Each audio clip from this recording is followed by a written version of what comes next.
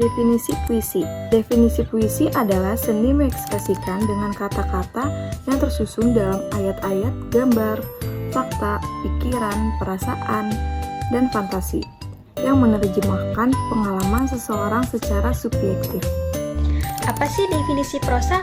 Prosa adalah salah satu jenis tulisan yang digunakan untuk menyampaikan cerita, gagasan, atau informasi secara objektif yang tidak memiliki unsur ritmis.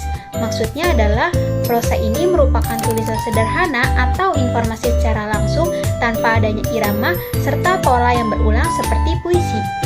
Jenis-jenis prosa ada dua. Yang pertama itu ada prosa fiksi. Prosa fiksi merupakan cerita rekaan atau karangan yang ditulis oleh penulis.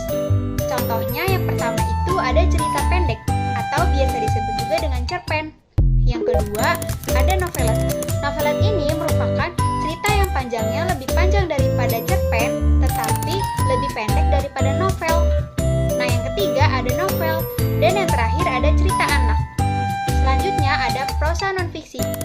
Jika tadi prosa fiksi bersifat rekaan atau karangan, maka prosa non-fiksi ini bersifat aktual dan menggunakan bahasa yang denotatif. Contohnya yang pertama itu ada esai. Esai merupakan analisis aktual yang menggambarkan pikiran dan perasaan penulis serta seluruh kepribadiannya. Yang kedua ada kritik. Kritik merupakan ungkapan atau tanggapan dari seseorang terhadap sesuatu. Yang ketiga ada biografi. Biografi merupakan riwayat hidup atau catatan kehidupan yang ditulis oleh seseorang. Dan yang terakhir ada sejarah. Sejarah merupakan cerita masa lampau yang disusun dari media tertulis ataupun lisan.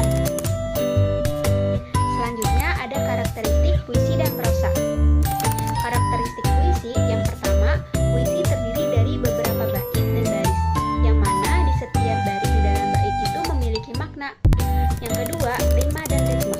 Ketika kita membaca puisi, kita harus memahami apa isi puisi tersebut, sehingga kita bisa menghayati dan menghasilkan suara yang unik agar bisa menarik perhatian pendengar maupun penonton.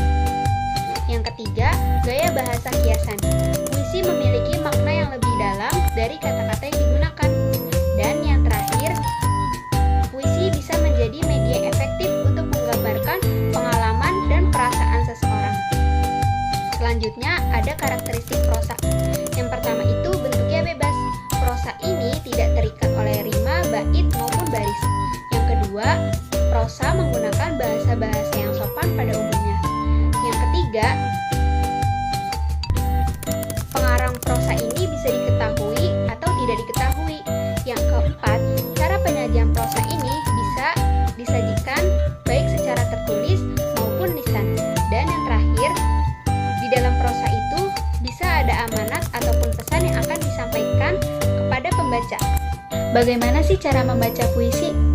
Membaca puisi adalah proses yang membutuhkan ekspresi, kekaguman, dan juga pemahaman yang mendalam. Beberapa langkah-langkah yang dapat kita ikuti ketika membaca puisi. Yang pertama itu ada memilih puisi. Ketika kita akan membaca puisi, kita harus pilih terlebih dahulu mana puisi yang akan kita baca. Lalu yang kedua, memahami isi puisi. Kita harus memahami apa isi yang ada di puisi tersebut. Yang ketiga, pelajari intonasi puisi. Kita harus mempelajari bagaimana cara membaca puisi tersebut sehingga kita bisa menghayati dan penonton juga bisa merasakan apa yang kita baca. Nah, yang keempat, membaca puisi. Ketika kita membaca puisi, kita harus menggunakan ekspresi yang mendalam dan kita menggunakan imajinasi kita serta kosongkan pikiran kita dan fokus dengan apa yang kita baca, serta bayangkan hal-hal yang diungkapkan yang ada di dalam puisi tersebut. Tata cara membaca teks. Membaca merupakan salah satu keterampilan penting yang perlu dikuasai untuk memperoleh informasi dan pengetahuan. Namun tidak semua orang mampu membaca teks yang baik dan efektif. Dan tata cara membaca teks itu ada 3. Yang pertama itu sebelum membaca, kita mempersiapkan diri. Pastikan diri kita itu dalam keadaan yang baik, fokus, dan tidak terganggu dengan hal lain. Terus juga kita siapkan bangku dan pencahayaan agar kita bisa membaca teks dengan baik.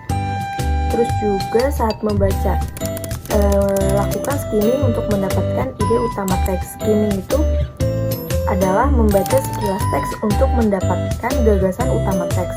Terus juga membaca dengan cermat, baca teks dengan cermat dan teliti. Kita catat poin-poinnya agar kita bisa mencermati teks yang sudah kita baca.